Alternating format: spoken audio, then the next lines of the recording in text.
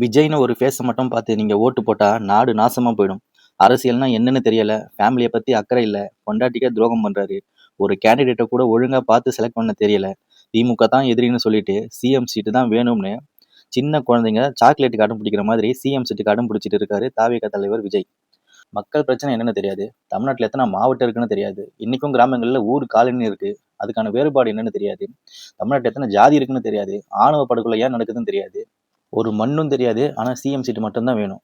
இதுவரைக்கும் மீடியாவ சந்திக்கல. மக்கள் பிரச்சனைக்கு இறங்கி குரல் கொடுக்கல. மக்கள நேரடியா சந்திக்கல. ஆனா எனக்கு ஓட்டு போட்டு என்ன சிஎம்மா மட்டும் ஆக்கிடுங்க. எனக்கு எதிரி திமுக தான். சிஎம் சீட்டு மட்டும் தான் வேணும். இது மட்டும் தான் விஜய்க்கு தெரிஞ்சது.